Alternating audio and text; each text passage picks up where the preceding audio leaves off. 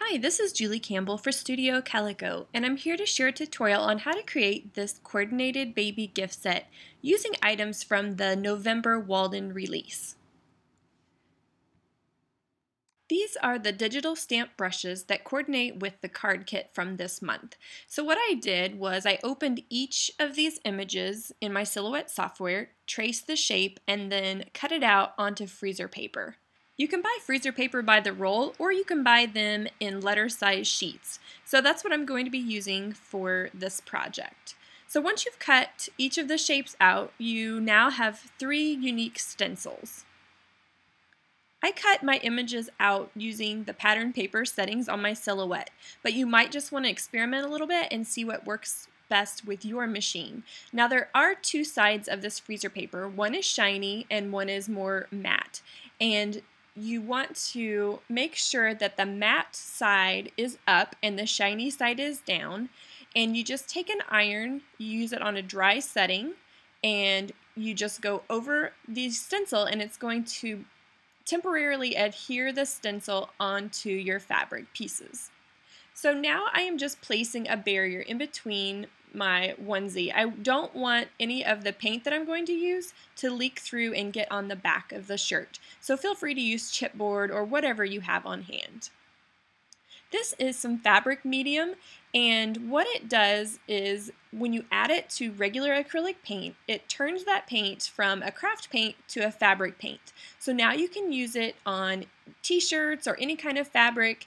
It makes the paint softer on the fabric so it doesn't have that kind of stiff, crinkly feel, and you can also wash the fabric.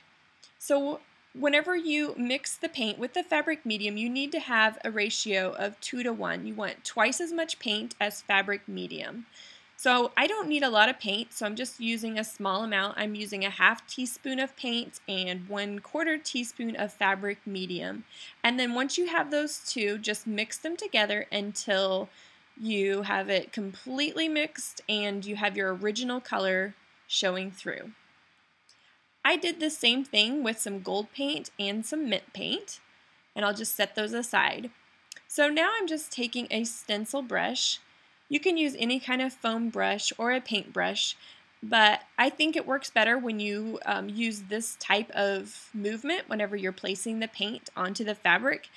It just helps the paint from not going underneath the stencil and spreading to areas that you don't want it to go. But I have found that these stencils hold really well, so you don't have to be very careful. You need to completely allow the fabric paint to dry, and once it's dry, then you can go ahead and pull off your stencil.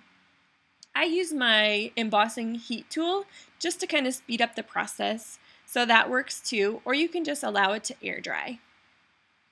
So as you can see, you do have really nice crisp edges, and I was surprised how great these stencils worked. Now I'm moving on to the stem of the apple, and I've already ironed it in place, and I'm using some gold paint and just applying that over the stencil.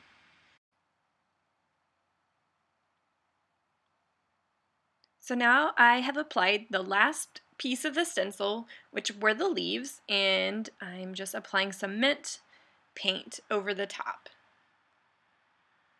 So once your onesie has been stenciled and is completely dry, you do need to heat set it. So just place a protective cloth over your image, and then using the same iron settings, go over your painted area so that the paint is set and you can launder it safely. So now I'm going to show you how to create a coordinated gift set. These are the physical stamps that are from the card kit, and I love how they coordinate with the onesie that we've just created. So I'm going to be creating a tag and then also a simple bag. So I'm using the same colors as I did with the paint, and I'm just stamping that right onto a craft gift tag.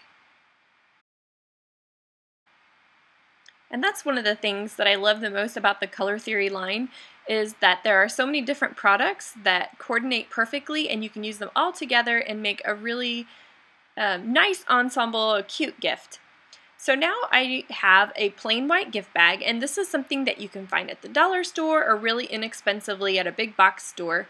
And I'm just randomly stamping the apple image over the gift bag. And I like to stamp some of the images off the side of the bag. It kind of gives a little bit more movement and it looks, I think, a little bit more like a natural print. And the colors show up really well on this white background. So now I'm just adding some stems, and I'm using some red and white baker's twine and just tying that craft tag onto the gift bag.